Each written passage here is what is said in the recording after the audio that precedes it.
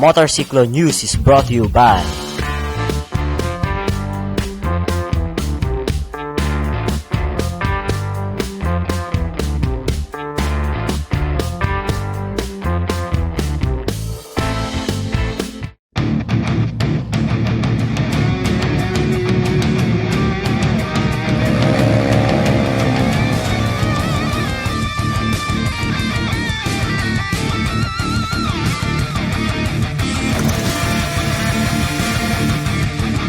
Mga siglistas, ako nga pala si Mr. Melacino. Ako nga pala si Titan Hawk. Ako si Telly Buhay. At ito ang Motorcycle News Talk Show.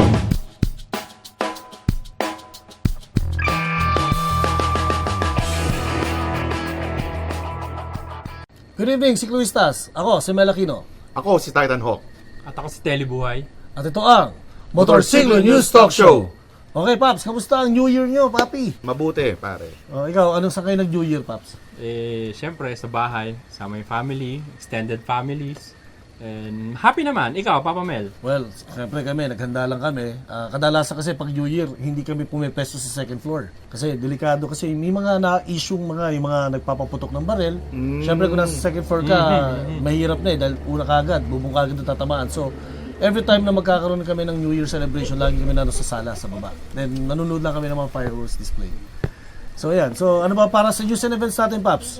Okay, mga siklistas, for our news and events, pumunta kami ng Batangas Racing Circuit para mapuntahan ang isang event kung saan tinatawag na Race War at MTRT Track Day. Sige. Papi, Yes, meron Paps. tayong dalawang bagong gulong. Ayan. Ang Kasumina at ang Euromina. Syempre, may kasama ring rim yan. Meron ding rim, Bushido, Ayan, bago Bushido. sa market. Abangan natin to. Ayan. At syempre, abangan rin natin ang ating featured club, ang Explorer Rider Club Philippines. At syempre, pinuntahan din natin ang Orbe family kung saan sila ang ating featured biker family of the week. At pupuntahan rin natin ang isa sa mga testing centers dito sa Pilipinas, ang Shield Testing Center. Ayan, tinetesting niya yung mga helmets, no? Para sa ating motorcycle tips, 7 riding postures. Aalamin natin yan. For our bike review, titingnan natin ang shootout ng Kawasaki NS200 versus the KTM Duke 200. At syempre, para sa ating food and touring, pupuntahan natin ang isa sa pinakamasarap na buffet dito sa South Area, ang Yummy Buffet. So, mga sikluistas, Sit back, Relax and enjoy the show! Yeah!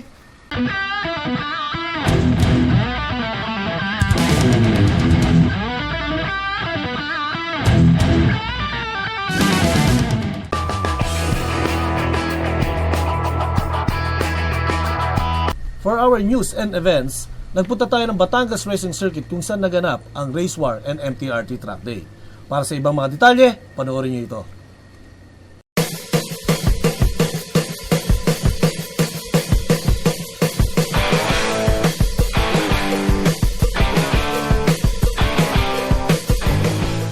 Ano po full name nila? I'm Rafael Paeng Natividad, the Managing Director for Omnichannel Philippines Incorporated. Ano po yung event na ito? It's called Race Wars. We're inviting try out yung actual circuit. We're trying to promote a new breed of riders, but we're trying to promote na rather than doing illegal racing on the streets, do it in a controlled environment wherein it's safe. You could try out your skills and test what you can do. With a lot of motorcyclists now out there, what would you recommend for them? Well, unang-una is safety. You try first the small CCs, the mga liit na displacement. Then you move up. Lalo na with the advent of big bikes coming here inside the Philippines and having their own dealership. Thank you. Thank you very much. Okay. I'm Glenn Razon. I'm the marketing officer of Fighter Racing Philippines. So ano po naging role natin sa event na ito? We actually sponsored one of the race category here, which is the Fighter 130cc underbow category. So we will be providing the prizes whoever the top 3 winners is. Wherein they could be able to get or purchase, or we'll be providing them a gift certificate that they will be able to exchange it in our own office for Fighter performance engine parts that they can use on their bike. That's what we're purchasing. And also to promote that, Fight is not just Fight is really here in the Philippines to stay, not just for racing but also for daily use. Yun, sir. Thank you very much po. Ano pong pangalan nila? Ako po si Ronald Uy po. Hi, I'm Regine Villaporta. Ano ba ang Sam Racing? Ang Sam Racing po ay isang produkto po ng mga accessories na ngayon po ang nilabas namin ngayong taon. Pero by next year po, maglalabas po kami mga racing parts na po about sa mga engine, sa block, cylinder head, camshaft. Yun po. Why did you join this event? We joined this event kasi gusto namin i-encourage yung mga riders. Kasi we value them, so we want to encourage them to join drag racing na safe at hindi illegal. You can reach us through our Facebook page, www.facebook.com/somracing, and our website, www.somracing.com. Thank you very much. Rusty Glenn Bernabe po. Paano ka nag-prepare sa karera na ito? Kailangan pahinga, tulog, kailangan kain kompleto. So, anong gusto mong ma-accomplish sa karera na ito? Makauwi ng ligtas, makatapos ang laro ng ligtas. Maganda kung magkakaroon ng trophy.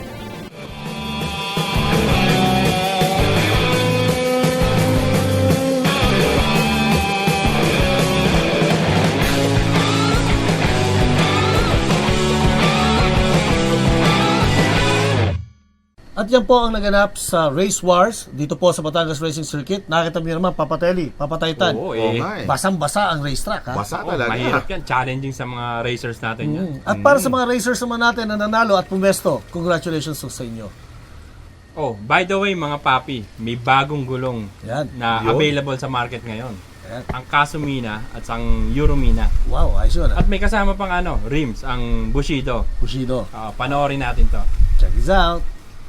Sir, meron tayo ngayong bagong produkto ngayon, ha? So ano po ba ang pangalan ng produkto natin ngayon? It's Euromina. It's made from Vietnam. So, mapapansin ko tayo ngayon, sample na ito, Euromina tires. So, mapapansin nyo na po mga cyclistas, this is the model name Fire King. Yes. Okay, so the Fire King, mapapansin nyo po, meron po siya mga standards na naka-indicate doon sa wall ng kanyang tire. So, we have the ECE. It is an ECE approved. Ito po yung tinatawag natin E4, no? Yes. So, yung E4 is European standard. And meron din tayong Japanese International Standard, which is JIS. Okay? So, ngayon, sir, itong compound ng tire natin, marami rin klase kasi ng compound ng tires. We have the sub-compound, we have the hard compound. So, ano po yung compound na meron ang Euromina? This is made for hard compound. So, mas maganda ang hard compound for more mileage, more life. So, depends on kung araw-araw yung ginagamit. Mas malaki yung gagawin na ginagamit. For the soft compound, usually naman soft compound is for racing. Now, ang market natin kasi, pinocus namin kung araw-araw ginagamit. So, we talk about the tires now already. So, hindi naman tayo ng Bushido. Okay, so the Bushido is a rim. Ito naman yung rim natin. So, it's an alloy rim. Yes, this is an alloy ring. This is an alloy. So lightweight siya. So, sobrang gaan. So, mga cyclistas, so, mula sa gulong hanggang sa rims, meron kayong mapupuntahan na lugar kung saan makapili kayo ng iba't ibang sizes ng tires and rims. Ito po yung Bushido at yung Euromina tires. So, mga cyclistas, maraming salamat po. Sa inyo. Okay, so mga cyclistas, meron tayong first customer ng Euromina tires. Sir, ano po pangalan nila, sir? Ako si Jerome Infanta. Sir Jerome, taga saan po tayo? Pasay po. Pasay. So, sir, ano po yung binili niyong gulong? Nakita ko kasi ito kanina naka-promo po siya rin sa kanina. Kaya nakita ko mukhang maganda naman kaya lumapit. Kasi nakita ko yung quality naman kaya bumili. Okay, so alam niyo po ba na ang gulong na nabili niyo is ang ECE approved? Ibig sabihin sa Europe, siya po ay standard na safety standard and Japanese international standard din po siya. Bali ngayon ko pa lang po sa na ano talaga yung gulong na po kaya subukan ko po siya. Ano po yung motorsiklo niyo po? DMX po. TMX 155. 155. Ayan, tama-tama po sir. Pagka kinabit niyo po ito, matetestin niyo po kagad kung ano po yung kanyang quality. Sige po sir, maraming salamat po sa inyo. Thank you very much. Congratulations for owning the first set of Euromina tires. Balik sa inyo mga siklistas. Yi, O yan mga papi, nakita nyo yung dalawang bagong gulong natin, yung Kasumina at Euromina. Ganda At kasama ng yung gulong rims na Bushido. Bushido. wow Paps, mukhang masarap testingin yan. Oo nga eh. So, hihintayin natin yung mga gulong na yan coming from Euromina tires para masubukan yan. At nakita rin natin si Papa Gilbert Chow, nandun Oo, siya. siya yung testing ng gulong ng Euromina. Euromina. So it's a double standard tire, no? Ito ay JIS and ECE approved. Ano ba yung JS, Papi? Well, ang JIS is a Japanese Industrial Standard at ang ECE naman ay ang European Conformity or Economic Conformity of Europe. So yan yung ECE approved. So, hindi lang pala sa helmet to. So, Yan. Oo. Pwede rin sa gulong. Yes, of course. Meron din ako tinetesting na gulong. SNI approved naman siya. So, yan. So, Papa Gerard, abangan namin yung mga test tires natin. Ayan. So, sa aming pagbabalik, pag-usapan naman natin ang 7 riding postures na ihatid sa inyo sa Safety Riding 101 ni Papa Telly. Okay, Ales? Babalik kami.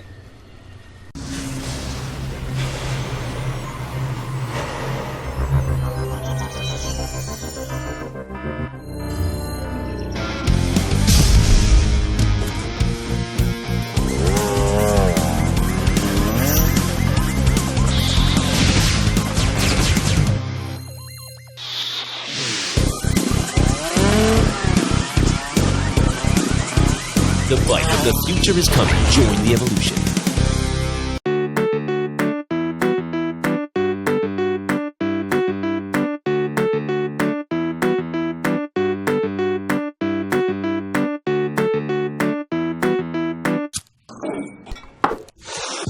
Hey, let's go shopping. Again? Yes. Why? I need a new dress. You just bought one. But I want to add more. Add? Yes, dress. Add? Dress. Add? Dress. Add? Dress. Add? Dress. Add? Dress. Address! Let's go.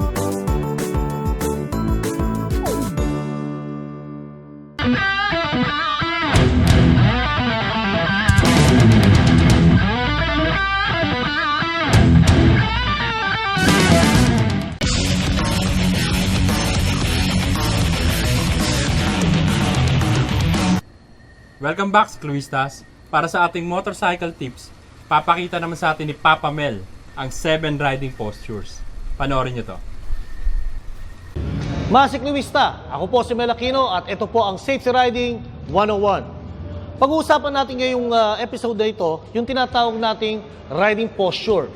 Ang riding posture, ang kahalagahan nito is yung tamang posisyon sa pag-handle ng motorcycle. Kung tama ang riding posture mo, masahaba yung oras mo na ikaw ay nakaride sa motorcycle nang hindi ka mapapagod kaagad. At magiging tama ang pagkontrol mo sa motorsiklo. Ang riding posture ay meron tayong tinatawag na 7 proper riding posture. Una, ang mata. Kailangan makita natin na widely ay yung mga traffic lights, yung mga tumatawid, yung mga pedestrian, at saka kahit anong mga potential danger na po pwedeng dumaan sa kalsada or tumawid sa kalsada. Pangalawa is yung balikat. Kailangan relax at hindi masyadong stiff. Kasama na rin ang ating pangatlo ay ang ating siko. Dahil kung masyadong masikip at mahigpit ang inyong kapit sa manibela, kung hindi relax yung shoulder at yung elbow, pwedeng ma-hamper yung steering system nyo. Ganun na rin sa kamay. Ang ating kamay kailangan ay meron tayong tinatawag na 1 finger space pagdating dito sa handle grip. 1 finger space, then lagay mo yung kamay mo. Kailangan merong isang daliring pagitan para sa tamang leverage ng inyong control sa ating handlebar. Susunod na riding posture is yung bewang. Para makuha natin yung tamang riding posture, pwede kayong tumayo ng diretso sa motorsiklo. Okay? Habang naka-center stand yung motor, tayo kayo ng diretso, then upo kayo ng diretso. Hindi mo kailangan masyadong malapit, hindi mo rin kailangan masyadong malayo sa tangke. Very important po ang ating tuhod, iipitin po natin ang tangke para hindi po siya maging unstable. Ang tandaan po natin, ang riding posture natin is mostly nasa lower body po natin. Riding posture ay 7. Meron tayong mata, that's number 1. Meron tayong shoulders, meron tayong siko, meron tayong kamay, meron tayong bewang, at meron tayong pang-anim is yung tuhod, which is serve as our lower body na nakagrip tayo sa tangke. At ang pinakahuli mga kaibigan is yung ating paa. May mga riders tayo na pagka tumapak sa foot peg, ay lagi nakalawit yung dulo ng paa. So, lagi lang sila nakatapak ng ganyan. Ang problema ng ganitong posture, pag kailangan mo gumamit ng rear brake, baka dumaplis yung paa mo pagbalik. So make sure nakarest yung arc ng iyong paa dito sa foot peg tapos kino-cover nyo na kagad yung pedal. At the same time, yung ating pong cambio. Anytime, pwede kayo mag-shift kaagad. At pwede nyo magamit yung inyong gear shifting na mas efficient at na mas mabilis. Kaya mga siklista, lagi natin tandaan ang 7 riding posture. Number 1 ang mata, pangalawa po ang balikat, pangatlo ang ating siko, pang-apat ang ating mga kamay, pang-lima ang ating bewang, pang-anim ang ating tuhod, at pang-pito ang ating paa. Pag tama ang riding posture nyo, mas kaya nyong kontrolin ng motorsiklo ng tama at mas tatagal kayo sa ride ng mas matagal. Muli po mga kaibigan, ako po si Mr. Mel Aquino. Ito pong Safety Riding Tips 101. O ayan, nakita nyo ang 7 riding postures ni Papa Mel. Oo nga eh. Talagang napaka-informative nung segment na yun.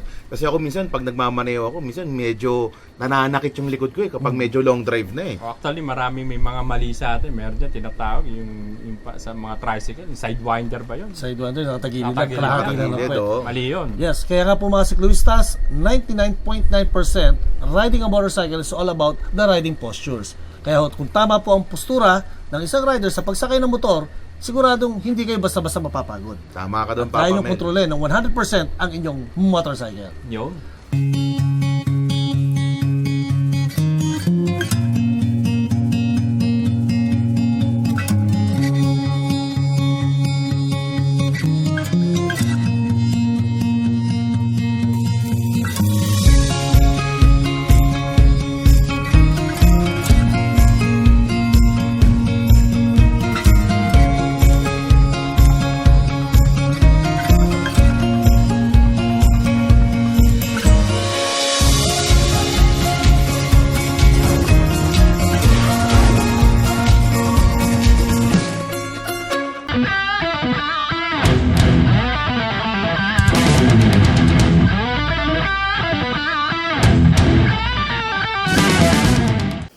Tungkol saan tong event na to?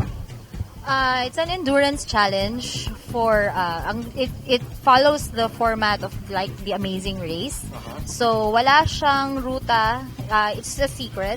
You would know as you go on the tour. So yung next destination will only be known to you pag na-solve mo yung clue. Ayun, anything else before we sign off? Iniimbitahan po namin lahat ng gustong sumali po. This is one exciting challenge. This only happens once a year. So, pwede po tayong mag-register on the briefing on Sunday, January 10, 4 p.m. sa Vintage Cafe. Dito po yon. You can also register online. You just go to our Facebook page, Amazing Tour. Pwede kayong mag-send sa akin through email ng registration form. Ayan po, mga sikluistas, narinig niyo po ang tungkol sa The Amazing Tour. Back to you!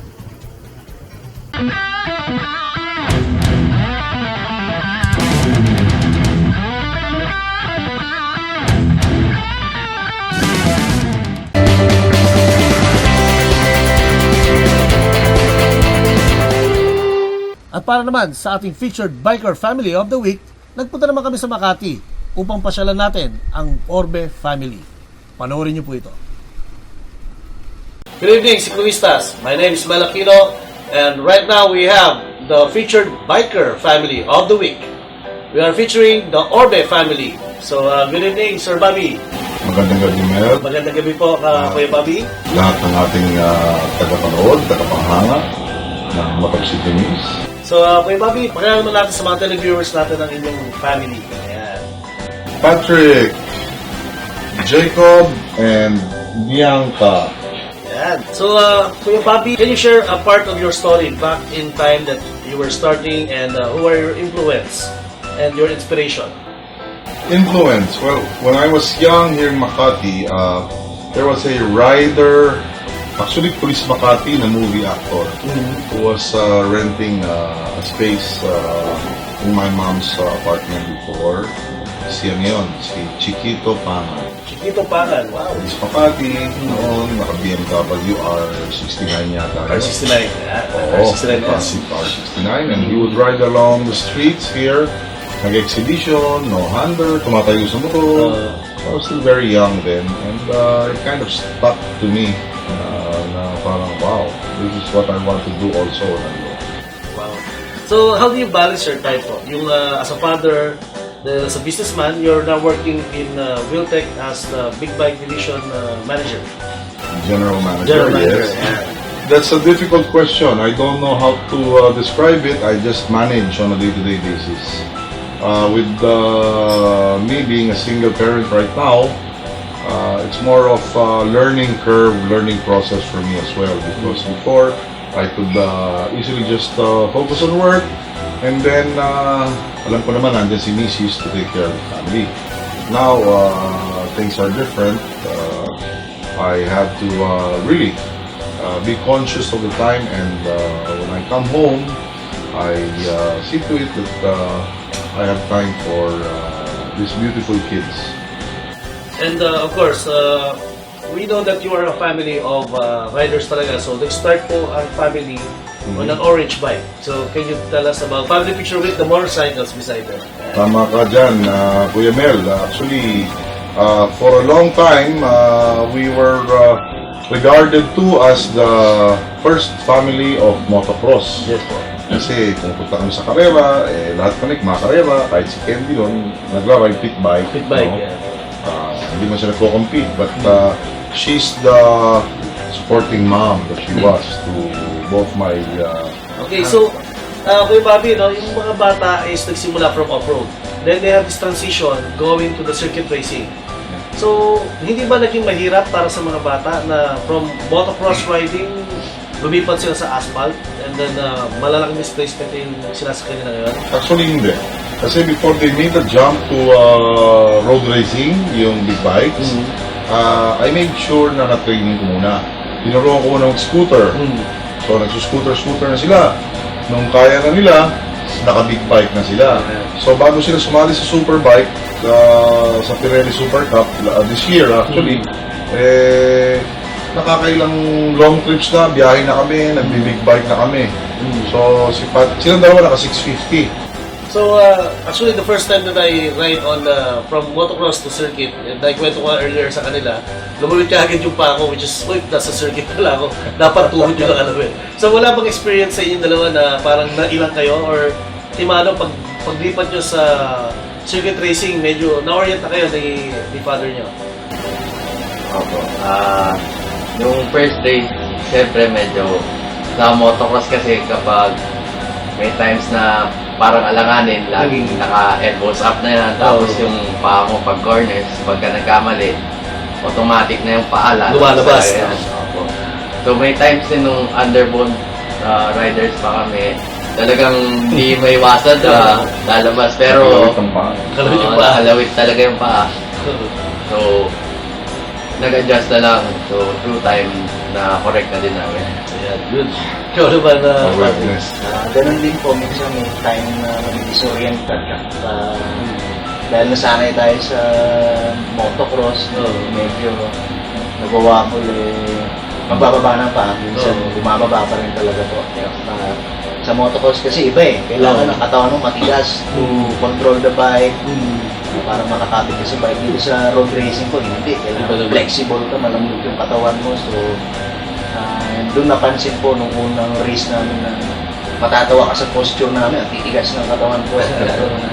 After a few practice and race na medyo okay na yung riding sa Kamusta yung school mo pagka nalalaman nila na you're one of the champion family of racers?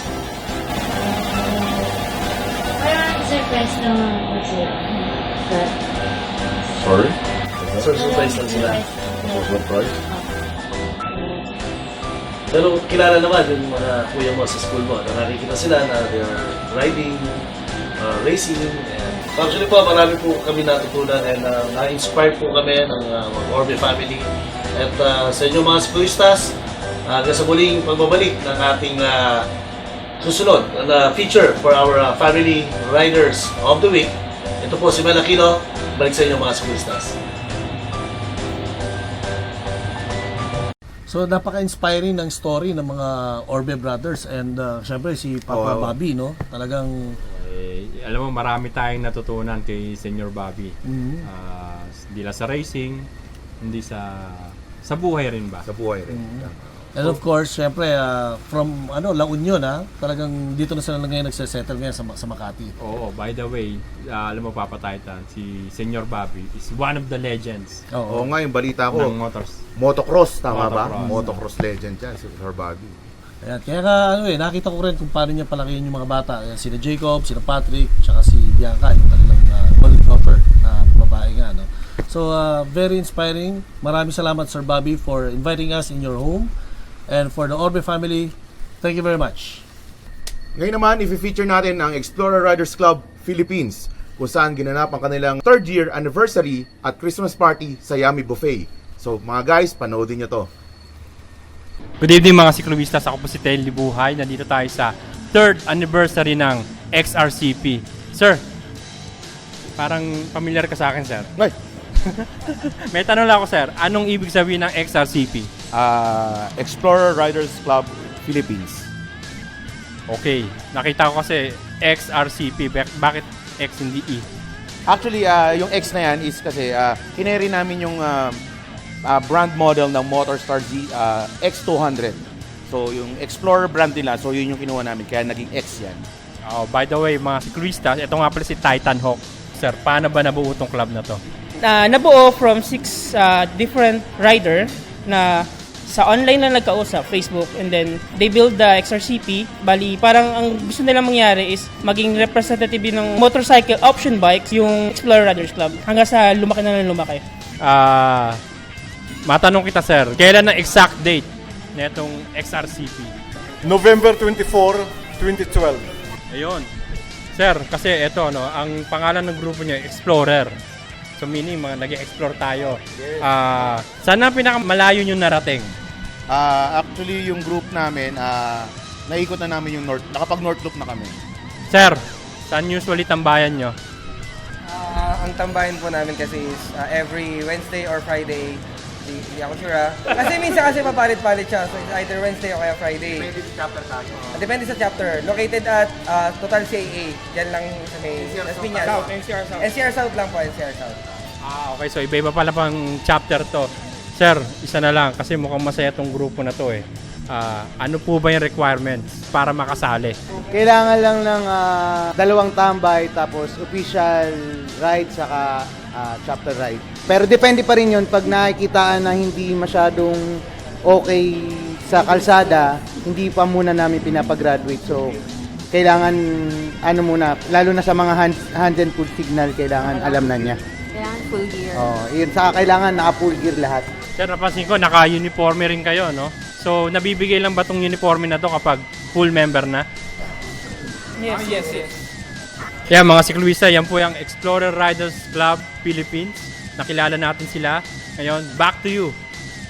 So yung mga sikluwista, napanood natin sila, talagang napakaganda yung grupo ngayon at napakalaki. At syempre, nagpapasalamat rin kami sa mga sponsors na tumulong sa amin, sa mga aming mga kaibigan. Syempre, unang-unang lahat, ang Motorcycle News Family, maraming salamat. At Spider Philippines, maraming salamat sa inyo. Sir JM Mirasol, marami pong salamat. At syempre, ang C Magazine, marami pong salamat sa inyo. At of course, kay Sir Peter ng Cycle Seal, marami pong salamat. At syempre, dun sa mga tumulong po at nag-organize ng aming party na yon, ang XRCP NCR South, marami pong salamat. Ayan, okay. Pumunta naman tayo sa ating tinatawag na Featured Shop of the Week. Nagpunta naman kami ng Carmona, Cavite, kung saan pinunta namin yung Shield Testing Center o yung kanilang facilities para maunawaan natin kung paano tinetesting ang isang helmet. Panoorin nyo ito. Okay, so siklistas, kasama natin si Mr. Jeff Buringot. Siya po ang head ng testing dito po sa Shield helmet. So kasama rin Sir Gerald para maipaliwanag sa atin itong equipment or itong machine na nasa tabi po natin ngayon. Sir, ano po ang ginagawa mismo na itong machine na to para po kay Sir Jeff? Actually, itong testing na to is principle niya is para yung visor natin hindi matanggal mismo sa helmet. At the same time, ma-secure natin yung durability ng visor lang. So, ito yung umaangat baba yung visor. So, ilang beses po yung angat baba ng visor na yan, sir? That is 2,500, equivalent for 3 years mong gagamitin yung helmet mo with assurance na hindi siya masisira, yung visor mo. So, sir, ano po ang machine naman na ito? Okay. So, ang tawag po dito is impact absorption test. Yung pa-absorption test. Yes, sir. So, ang ginagawa po natin dito, tinetest natin yung firm, yung strength ng isang helmet. Either ba ito ay matatanggal ba, masisira ba, mabubrok ba, without the testing. Sir Gerard, gaano naman kataas yung ECE standard pagdating sa height na ibinabagsak nila? Sa European standard, ang kailangan natin is 2.85 meters. 2.8. Pero dito sa atin, ang ginawa natin is 3.1 meters. Mas mataas pa kaysa doon sa standard. So talagang itinaas pa rin yung standard pag mga Pinoy, kailangan mas kaya pa nating tatagan at taasan pa. So after po nun, so magkakantak pa tayo ng testing para ma-sure natin yung helmet natin is talagang may quality. May quality? Yes, sir. So anong nangyari? Merong head form, no? Yes, sir. Tapos, iaakit natin siya hanggang ganun kataas, tsaka natin ibabagsak. Yes, sir. Yes. So, sir, ano po yung mga anvils na ginagamit natin? Ano yung binabagsakan natin ng helmet? Ngayon po, sir, gumagamit tayo ng curbstone for European and hemispherical anvil for Snell. At the same time, sa mga ASTM standard is triangular, trapezoid, cylindrical anvils. Yun. So makita po nyo mga siklistas, iba-ibang klase ng kondisyon. Tinetesting po nila yung helmet sa kahit na anong klase ng form. So sa head form, sir, ay iba-iba rin yung sukat natin, no? Yes, meron pa tayong tinatawag na mga magnesium Q1A at the same time urethane cast para sa mga retention test. Yeah. Sir, marami akong napansin na mga head forms, no? Iba-iba ang itsura, iba-iba ang sukat. Iba-iba rin po ba ang bigat niyan? Yes, sir. Kung makikita nyo po, may tinatawag tayong J, M, ito po yung M. Okay, O. Salpak na yun? Nakasalpak po ngayon. M, then O, then at the same time J. No, ibig sabihin po, medium, large, extra large. Ayun. Okay. So, gaano po kabigat ang bawat isa po niyan? Okay. Ito po isa, naglalaro po siya ng 4 kilos, 4.4. At the same time, 5.3. Then, 5.8 kilogram.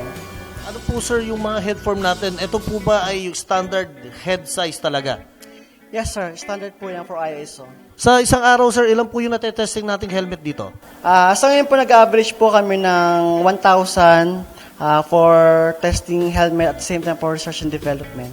Ayan. So, muli po, Sir Gerard, itong area naman na to, itong nakita naman natin na to, anong klaseng equipment naman po ito? So, ang tawag po dito sa retention roll-off tester. Okay, sir. Ano po ang ginagawa ng tester na ito? Okay.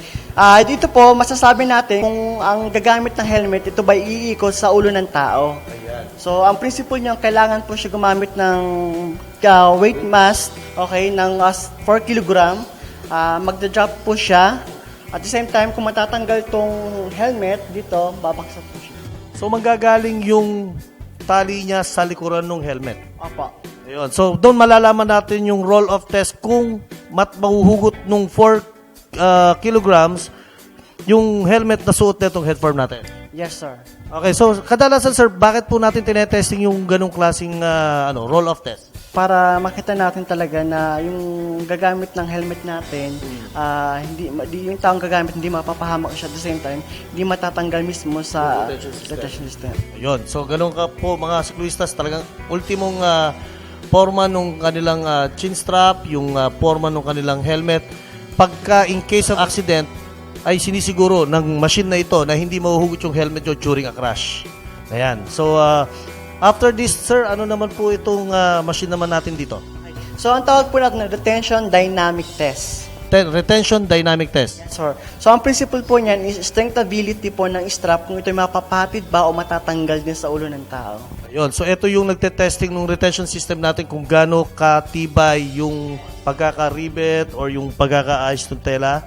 Gaano naman kabigat or gaano naman ang tension na kailangan para pumasa tayo sa standard. Okay. So, gumagamit po tayo ng test weight po ng 10 kilogram. Okay, then magdadrop po siya ng 0.75 meters. Okay. So, then, gagawin po natin na mag-rate po siya ng maximum elongation ng 35 mm kung mahaba po itong strap natin. So doon malalaman natin kung mapuputol siya o hindi. Yes, sir. Alright. So there you have it, the testing center of Shield helmets. Talagang sinisiguro po ng Shield ang credibility, ang safety ng kanilang mga helmet. Okay, so Sir Gerard, saan nila makikita ang Shield kung gusto nila tingnan yung mga produkto at saka yung lineup natin? So, they can check Yung Facebook natin at Shield Philippines. Ayun. So, mga Ciclistas, Shield is the first and only Philippine manufacturer of motorcycle helmet in the Philippines. Maraming salamat po, sir. Thank you very much po. Thank you, sir. Balik sa inyo, Ciclistas. Ganun pala ang pagtetesting ng mga helmet. Oo nga, no? Akala ko dati, simpleng susot mo lang helmet, tapos uuntog-untog mo lang. Hindi, malupit nga nito. Akala ko, hatayo ka ng baseball bat, tapos suot mo yung helmet. Oo nga Baka siguro dati ganun, nung wala pang mga facilities. Buti na lang meron na tayong ganyan. Yan. At syempre, speaking about facilities, ang kauna-unang laboratory for the helmets for the testing is the Snell Memorial Foundation na naitayo noong 1957. Konting kaalaman lang po yan, mga Ciclistas. Oh, mga Ciclistas, huwag kayong aalis, babalik kami.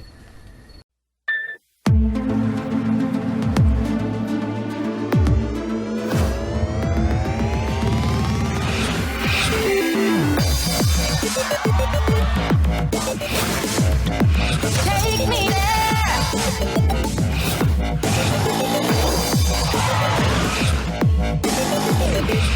Take me.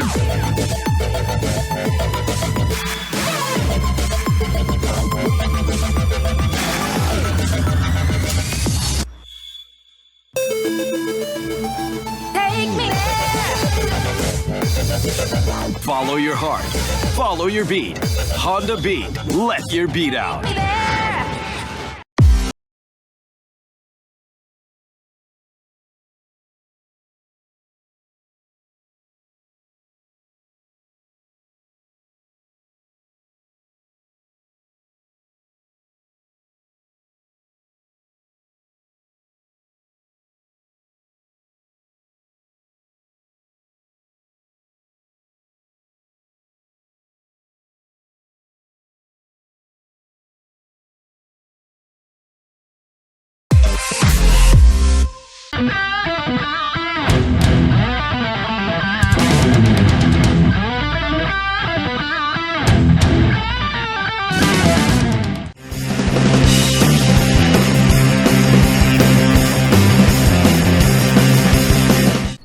Welcome back mga Ciclistas.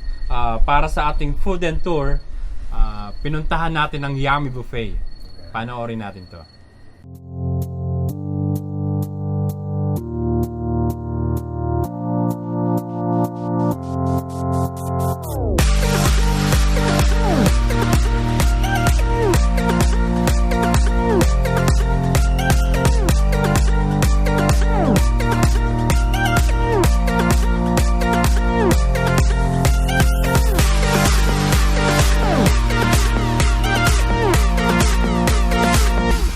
Ciclista, nandito tayo ngayon sa Santo Niño, Parañaque, kung saan kasama natin si Sir Jonathan O.R., ang Operations Manager ng masarap na, mura pa, The Yummy Buffet Restaurant. Sir, magandang gabi sa'yo. Magandang gabi rin.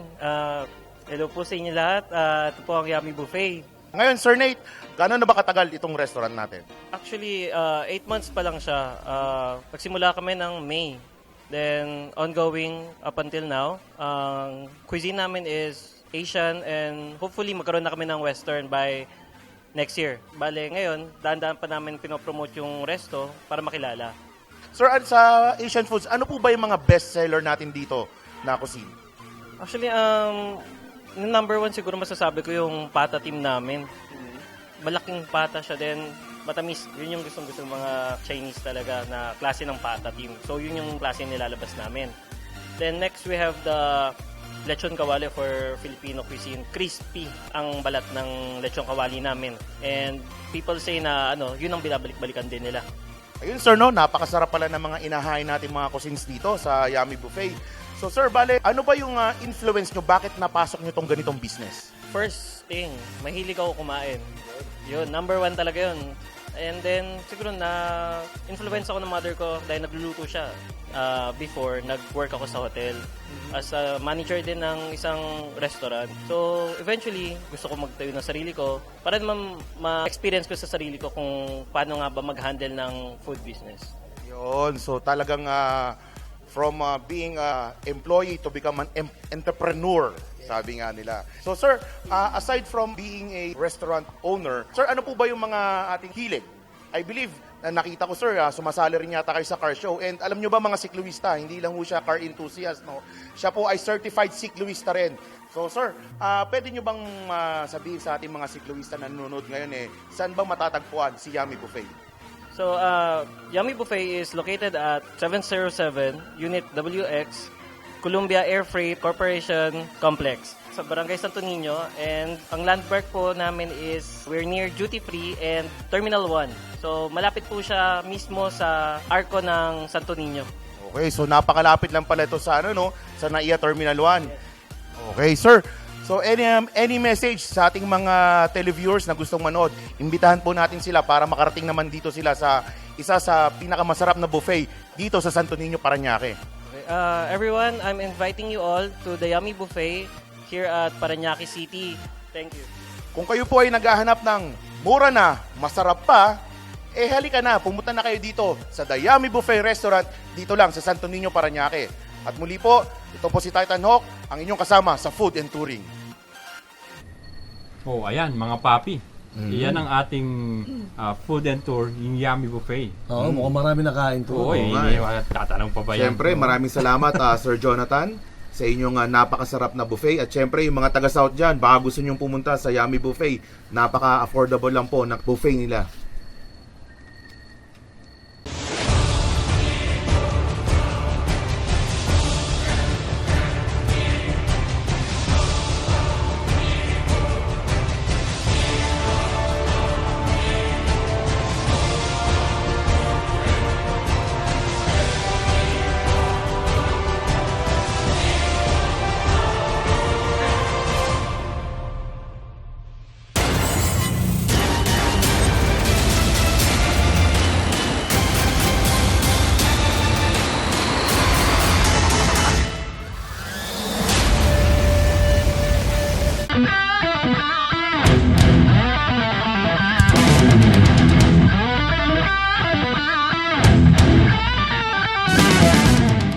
Good evening mga sikluistas. Alam niyo po ngayon, January 10, merong isang malupit na event na mangyayari.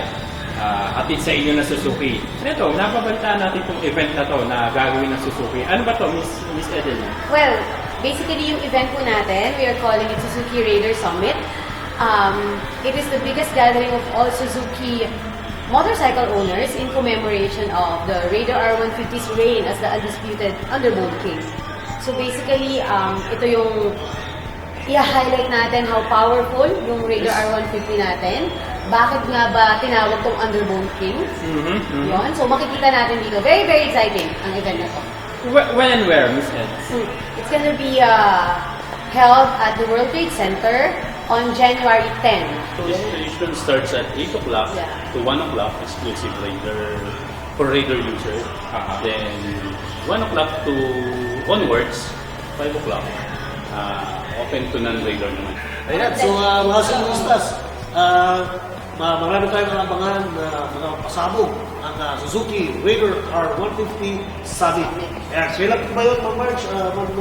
Heads, please invite our sikluistas. Okay, once again, sikluistas, inimbitahan po namin kayo, mga Suzuki riders, to come, join us, join the fun on January 10, 2016 at the World Trade Center. Kita-kita po tayo. This Sunday na po yun. It's gonna be a very, very exciting day. Registration starts at 8 o'clock for Raider owners and clubs. And we are also inviting other Suzuki clubs and owners. Then their registration starts at 1 p.m. Celebrate ko na. Paalala ko lang sa ating mga kastig, kailangan agahan nyo. Dahil panigurado, pagkapalo ng alas 8, medyo mahaba na ang pila. Alright. Ayan, so mga sikluistas, papatali, astig ka sa Suzuki. Siyempre.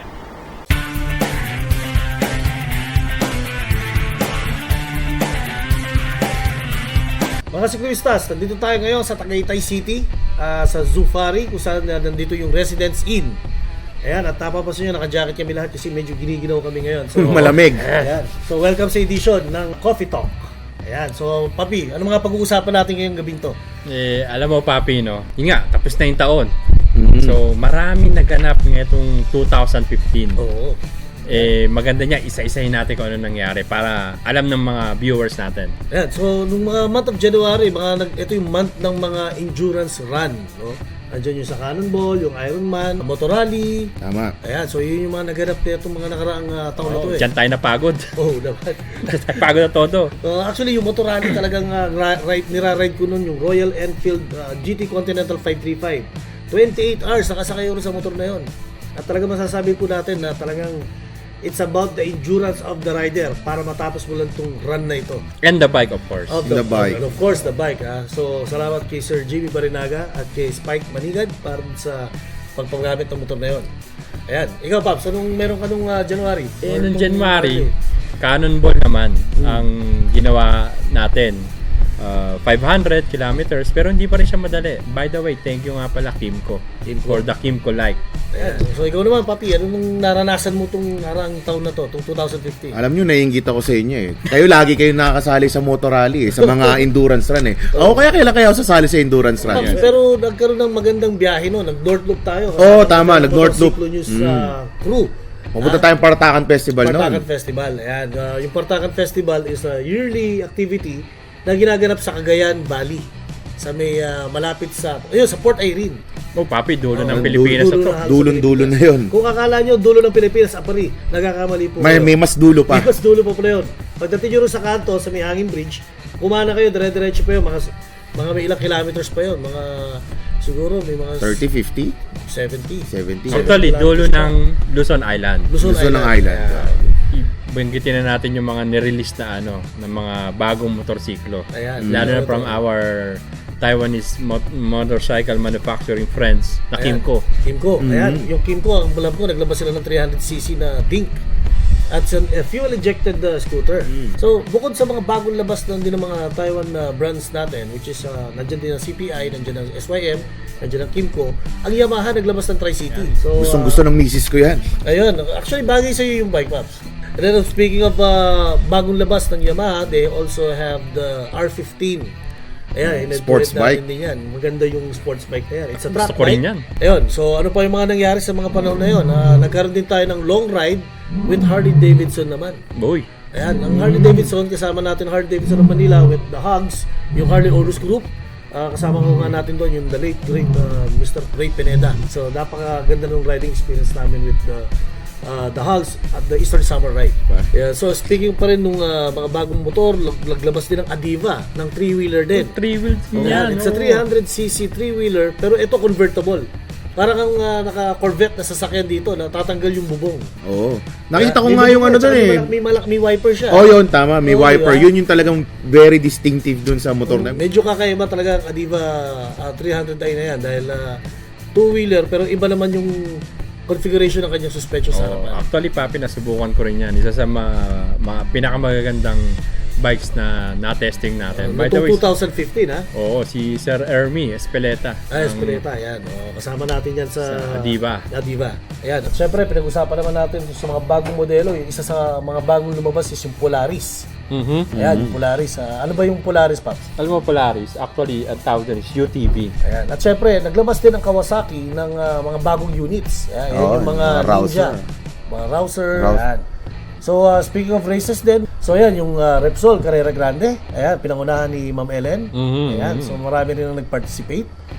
Ayan, of course, nagpunta rin tayo sa Tagaytay, huwag natin kalimutan ang motorsiklo eksklusibo. Si Sir Edwin. Sarang alamat yan, si Sir Edwin, no? Sir Edwin, congratulations for hitting biggest motorsiklo eksklusibo attendees. Libo-libo yan. Libo yan. At maraming sumuporta. Papi, by the way, ang Honda, naglabas ng campaign nila na tinatawag na Gen S. Generation S. Kaganda ng mga nilabas ng Zoomer X yata yun, ha?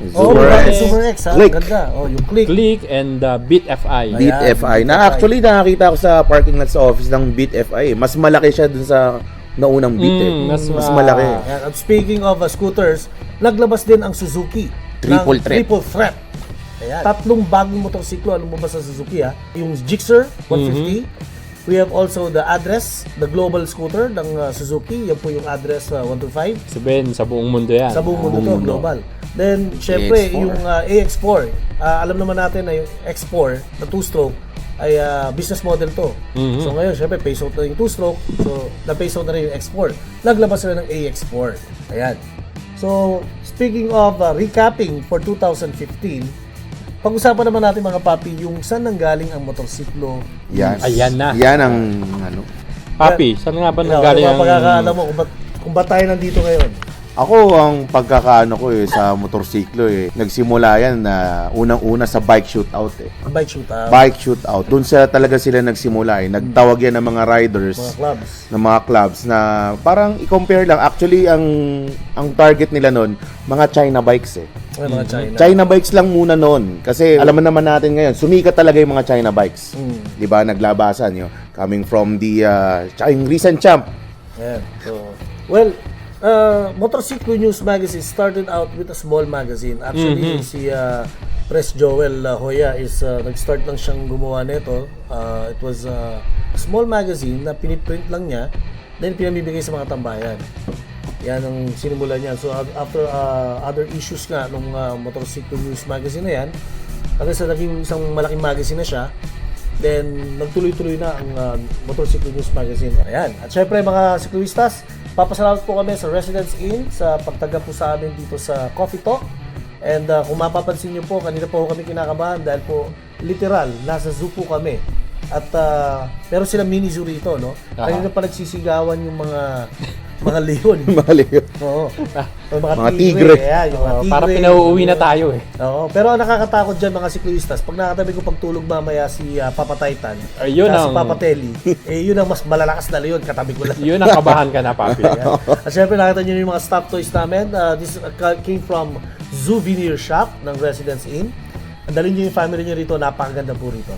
Ayan, so mag-i-enjoy talaga yung mga bata dito. At muli mga siklistas, natapos na naman ang isang edisyon ng Coffee Talk. Yeah. Alright. Kita-kita tayo.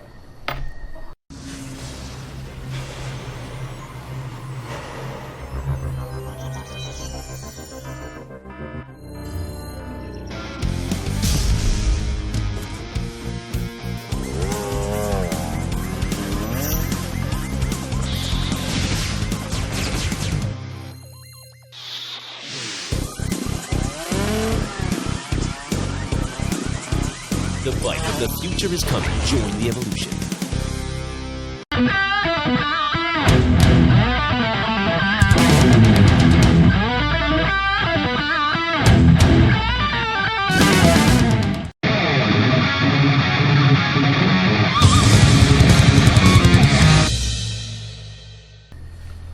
Alam mo, Paps, maraming ang mga nagustuhan yung bike shootout na ginanap natin with the Honda CBR 150 versus the Yamaha YZ15. Very informative yan. Ayan, very informative. Kaya mga siklistas, ito naman ang ating bike shootout.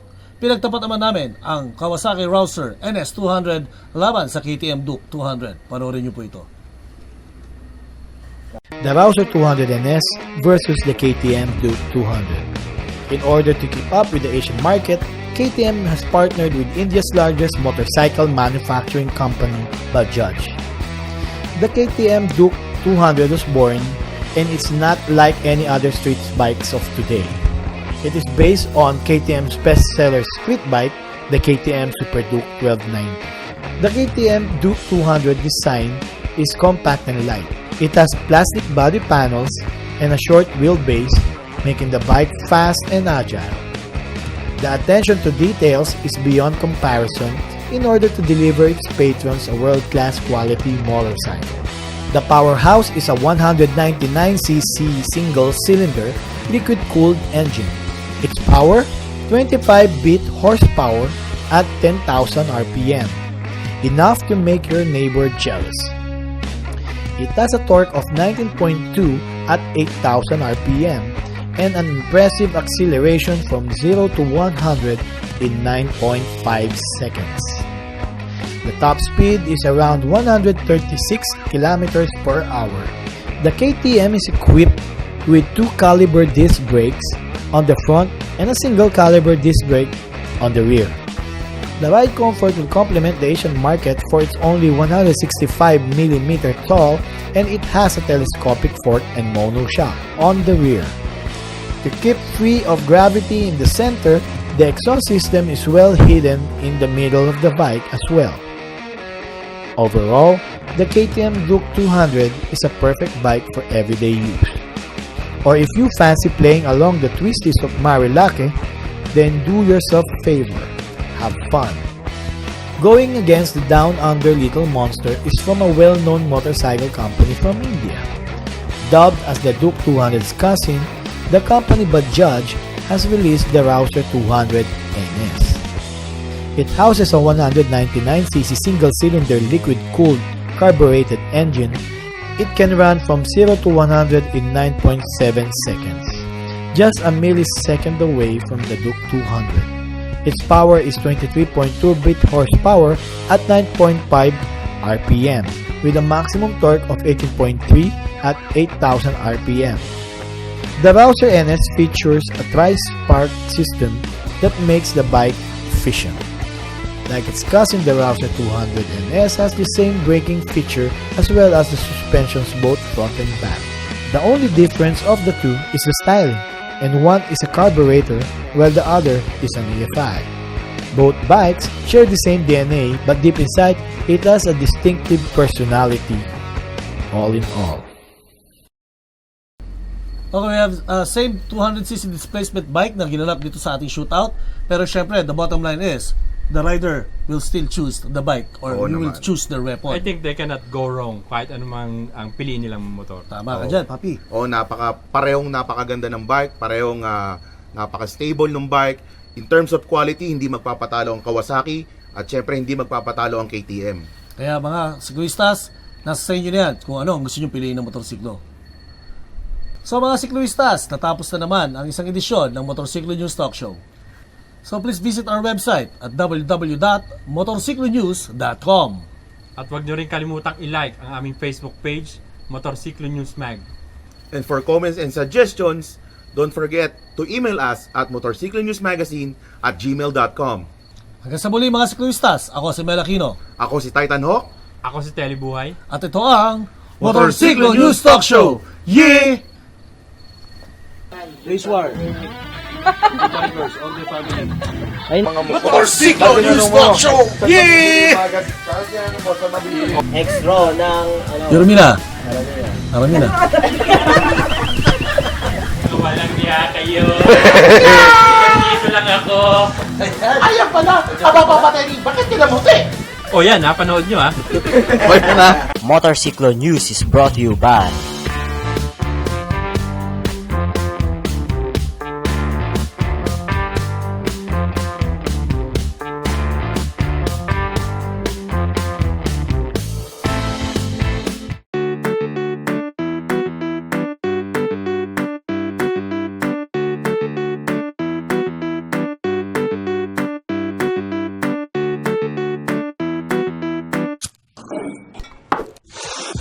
Hey, let's go shopping. Again? Yes. Why? I need a new dress. We just bought one. But I want to add more. Add? Yes, dress. Add? Dress. Add? Dress. Add? Dress. Add? Dress. Add? Dress. A dress! Let's go.